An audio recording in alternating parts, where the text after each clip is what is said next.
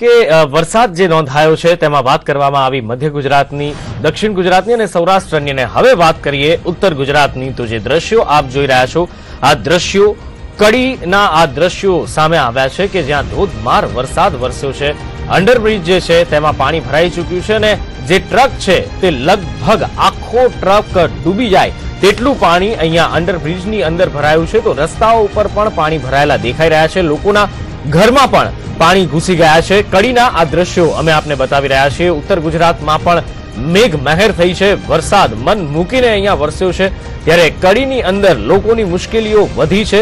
Underbridge જે છે તેમાં પાણી ભરાઈ ગયા છે. આપ જોઈ શકો છો કે આખો જે ટ્રક છે તે ગરકાવ થયો છે. ગાજવીજ સાથે કડીની અંદર વરસાદ આવ્યો હતો અને ધોધમાર વરસાદ થતા પાણી ભરાઈ ચૂક્યા છે. જે ડ્રેનેજ લાઈનો છે કદાચ કાગળ ઉપર સાફ થઈ હોઈ શકે, પણ જમીની કામગીરી ન હોય તેના કારણે આ પ્રકારની પરિસ્થિતિનું નિર્માણ થતું હોય છે. ને વર્ષ 2017ના ચોમાસાની જ આ વાત નથી. દર ચોમાસામાં આ જ પ્રકારના દ્રશ્યો હંમેશા જોવા મળતા હોય છે.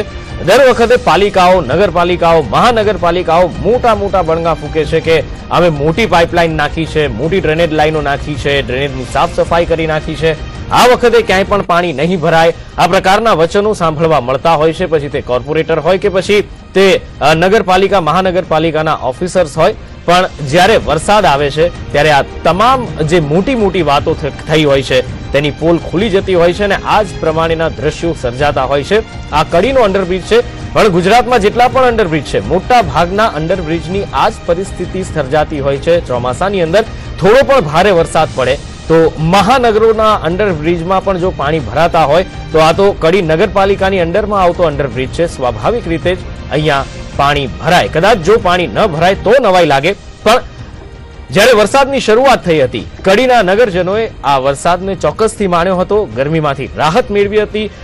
જે બફારો, અસહ્ય બફારો થતો હતો, શરીર નીચવી દે એવો બફારો થતો હતો, તેનાથી પણ રાહત મેળવી હતી. પણ ત્યારબાદ જે તેમનો આનંદ છે તે ક્યાંક ને ક્યાંક છીનવાઈ ગયો હોય તેવું લાગી રહ્યું છે, કારણ કે લોકોના ઘરમાં પાણી ઘૂસી ગયા છે, યાતાયાત ઉપર અસર પડી છે, ટ્રાફિકને અસર પડી છે. વધુ માહિતી સાથે ફોનલાઈન પર જોડાયા છે સંવાદદાતા જયદેવ ગોસ્વામી. જયદેવ, કડીમાં જે વરસાદ નોંધાયો છે, ક્યાંક પાણી ભરાયાના દ્રશ્યો પણ સામે આવી રહ્યા છે. કેટલો વરસાદ નોંધાયો છે, શું પરિસ્થિતિ છે અને શા માટે આ પરિસ્થિતિનું નિર્માણ થયું?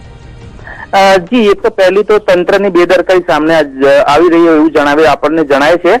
કારણ કે રાત્રિનો જે વરસાદ થયો હતો વરસાદનું પ્રમાણ બી વધારે હતું, પરંતુ અત્યારે હાલ રાતના આપણે જે સોસાયટીમાં જોવા મળ્યું હતું કે લોકો પરેશાન વધારે હતા. સોસાયટીમાં પાણી ભરી નગરપાલિકાએ જે કામગીરી કરી હતી, મોન્સૂન પ્લાનિંગ કર્યું હતું, એ બી એમનો ફેલ ગયો હોય એમ દેખાય છે અત્યારે.